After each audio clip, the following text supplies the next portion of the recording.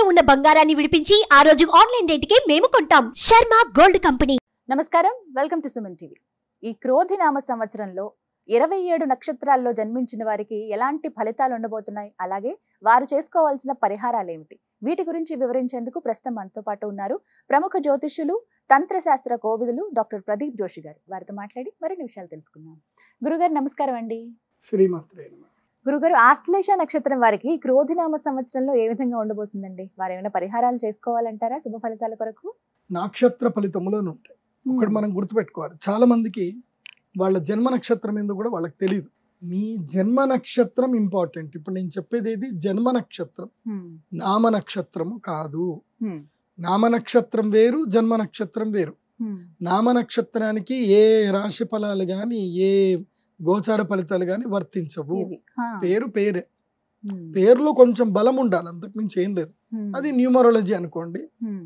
నేను చెప్పేటువంటి పరీక్ష ఏవైతే నక్షత్ర ఫలితాలు ఏవైతే ఉన్నాయో ఇవి జన్మ నక్షత్రం అయితే తెలుసుకోవాలి. మీ జన్మ నక్షత్రం మీకు తెలియదంటే నా వెబ్సైట్కి విజిట్ అవ్వండి. అక్కడ మీ date of birth, time, place అన్ని కూడా ఎంటర్ చేయండి. మీకు మీ యొక్క జాతకం మీకు ఈమెయిల్లో PDF రూపంలో వస్తుంది. ఇది 500 పేజీలకు పైగా వస్తుంది. డే టు డే రిపోర్ట్ తో సహా వస్తుంది. అంటే ఈ రోజు ఏం జరగబోతుంది, రేపు ఏం జరగబోతుంది అనేది సూచనప్రాయంగా డే టు డే రిపోర్ట్ తో సహా వస్తుంది. సో అది మీరు స్వీకరించవచ్చు. మీ జన్మ నక్షత్రం అక్కడి నుంచి తెలుసుకోండి. పేర్లను బట్టి ఇప్పుడు శ్రీనివాస్ అని పేరు ఉంటుంది, అందరు తులారాశి అని చెప్పేస్తారు. కాదు. ఇప్పుడు వెంకటేష్ అంటారు, వేవో కాకి మృగశిర నక్షత్రము అంటే ఇది మిథున రాశి అని చెప్పేస్తారు. కాదు. సో ఇలా పేరును బట్టి మీరు రాశులు చెప్పుకోకండి, నక్షత్రాలు చెప్పుకోకండి, దాని ఫలితాలు ఉండవు. సో ఇప్పుడు ఈ సంవత్సరము క్రోధినామ సంవత్సరంలో ఒక్కొక్క నక్షత్రం వారికి ఎలా ఫలితాలు ఉన్నాయో చెప్తాను. అందరూ జాగ్రత్తగా వినండి. మీ జన్మ నక్షత్రాన్ని బట్టి మీరు నోట్స్ రాసుకోండి. ఆశ్లేష, ఎస్, వాళ్ళకి శుభ ఫలితాలే వస్తాయి, పరిహారాలు పెద్దగా అక్కర్లే. ఆశ్లేష మంచి జాతకం. ఈ సంవత్సరం టాప్ నంబర్ 2లో ఎవరున్నారు అంటే ఆశ్లేష నక్షత్రం వారు. ఈ సంవత్సరం అది కర్కాటక రాశిలో వస్తుంది కదా, చతుష్పాద నక్షత్రం కదా. కర్కాటక రాశి వారికి ఈ సంవత్సరం 11వ ఇంట్లో గురువు వస్తున్నాడు. చాలా బాగుంది. మంచి యోగ సంపన్నులు అవుతారు, ధన సంపన్నులు అవుతారు, వివాహం జరుగుతుంది, ప్రేమలు సఫలిస్తాయి, కొత్త కష్టాలు ప్రారంభమవుతాయి. అంటే త్రిపీడాస్తు నిత్యశః అని మాయాబజార్ సినిమాలో చెప్తారు. ఆసనే పుత్ర పీడాస్తు, శయనే పత్ని పీడాస్తు, భోజనే అతిథి పీడాస్తు అని. అట్లా కూర్చుంటే నీ యొక్క కొడుకు ఎప్పుడు నిన్ను సతాయిస్తుండాలి, అట్లా నిన్ను భర్త సతాయించాలి, ప్రేమగా నిన్ను భర్త నీకు అది పెట్టు ఇది పెట్టు అని ప్రేమగా నీకు అలంకరణ చేస్తూ నీ భర్త నేను సతాయించాలి అన్నట్టుగా త్రిపీడాస్తు నిశ్చయం. మీకు 3 పీడలు కలుగుతాయి. ఈ సంవత్సరం పెళ్లిళ్ళు జరుగుతాయి ఆశ్లేష నక్షత్రం కాదు. మోస్ట్లీ చాలా మందికి ఆశ్లేష నక్షత్రం వాళ్ళకి పెళ్లి అవ్వడం కష్టం ఉంటుంది. ఈ సంవత్సరము మీకు వివాహ యోగాలు బాగా ఉన్నాయి. అయితే ఆశ్లేష నక్షత్రం వాళ్ళు తప్పకుండా మీరు ఆశ్లేష బలి పూజ చేయించుకోండి. ఆశ్లేష బలి చేయించుకోకుండా అంటే ప్రత్యేకంగా ఆశ్లేష బలి చేయించుకొని అరిష్ట నివారణ తంత్ర అనేటువంటి ఒక యంత్రం ఉంటుంది, అరిష్ట నివారణ యంత్రం ఉంటుంది, సకల బాధాహర అరిష్ట నివారణ యంత్రం ఉంటుంది. ఆ యంత్రమును అదేవిధంగా గరుడ పచ్చ రత్నమును ప్రసాదంగా స్వీకరించాలి. ఆ పేలాలు, వరి పేలాలు, అరటి పండు ఇవి కాదు ప్రసాదం. ఆశ్లేష బలి చేసిన తర్వాత ఈ రెండింటిని ప్రసాదంగా తీసుకుంటే ఆశ్లేష బలి యొక్క పూజా ఫలితము మీకు జీవితకాలం వర్తిస్తుంది. లేకపోతే మళ్ళీ పోవాలి మళ్ళీ ఆశ్లేష బలి చేయిస్తూ ఉండాలి. కాబట్టి ఆశ్లేష బలి తప్పకుండా చేయించుకోండి. ఈ సంవత్సరము మీకు అరిష్టమైనటువంటి నెల ఏమిటంటే గనక జూలై నెల మీకు అరిష్టం. జూలై మీకు మంచిది కాదు. జూలై అదేవిధంగా సెప్టెంబర్ ఈ 2 నెలలు మంచివి కాదు. ఈ 2 నెలలు అప్పులు అవుతాయి, ఖర్చులు అవుతాయి, మీ డబ్బులు దొంగల బారిన పడతాయి. కోపం తగ్గించుకోండి. తర్వాత పాయింట్ టు పాయింట్ అస్సలు మాట్లాడకండి. అంటే కుటుంబ సభ్యుల విషయంలో, బయట ఎక్కడైనా మీ పని అది కానీ. సో కుటుంబ సభ్యుల విషయాన్ని మాత్రం పాయింట్ టు పాయింట్, నువ్వు అలా చేసావు ఇలా చేసావు, ఎప్పుడో 3 సంవత్సరాలు జరిగిందని గుర్తు చేసుకొని చెప్పకండి.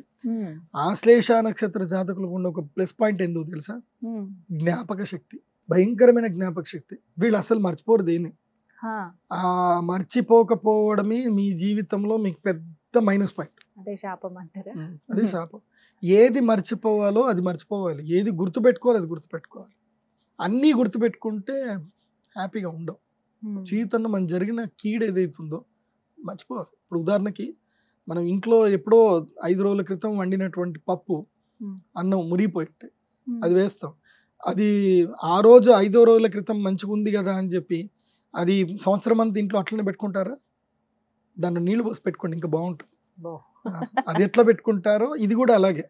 పాచిపోయిన అన్నం ఎట్లాగైతే 2 రోజులకు మురుగుపడుతుందో, గతంలో మిమ్మల్ని బాధ పెట్టిన సంఘటనలు, బాధ పెట్టిన మాటల్ని మీరు గుర్తు పెట్టుకుంటే మీ జీవితంలో అది అట్లాగే ఉంటుంది.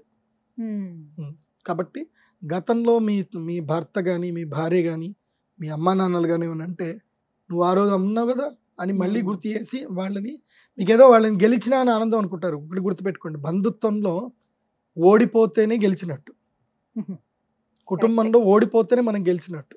సో కుటుంబంలో ఓడిపోవడానికి ట్రై చేయండి. కానీ ఈ ఆశ్లేష నక్షత్రాలు వినరు, ఓడిపోరు, తగ్గేదేలే అంటారు, అప్పుడు తగ్గిపోతారు మీరు.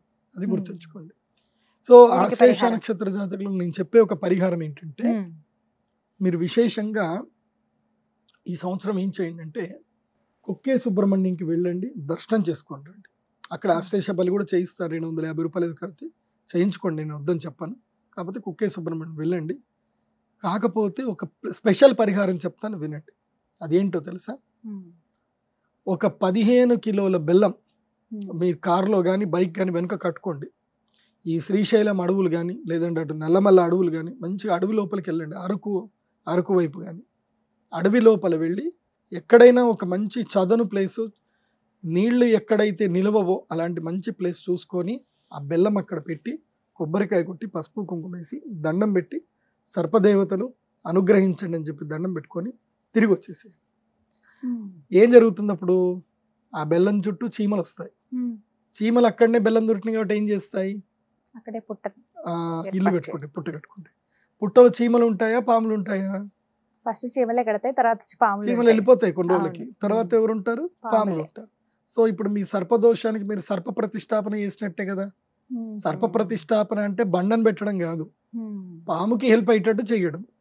ఈ ఒక్క కర్మ చేశారు, ఇదొక కారణం చేశారు, కార్య కారణ సంబంధం. ఇది కార్యం చేశారు, కారణం ఏంటో ఏమవుతుంది? పాముకి ఇల్లు అవుతుంది. సో పాము ఇంట్లో ఉంటుంది, నిన్ను అనుగ్రహిస్తుంది, దానివల్ల నీకు మేలు జరుగుతుంది. అది. సో రాళ్ళని రప్పని లక్షణాలు బిడ్డలు రాళ్ళని రప్పని పెట్టకండి, అవసరం లేదు. 1500 ఖర్చు పెట్టుకొని బెల్లం తీసుకెళ్ళిపోయి పెట్టండి, అయిపోతుంది. పెట్టేటువంటి స్థలాలు కూడా అడవిలో పెడితే మంచిది అంటారు. మరి మామూలు స్థలంలో పెడితే కూడా నెత్తుకపోతాడు కదా, అడవిలో పెడితే చీమలు తింటాయి. అది చక్కటి పరిహారం వీరికి, ఆశ్లేష నక్షత్రం వారికి చక్కగా తెలియజేశారు గురుగారు. నమస్కారం అండి. శ్రీమాత.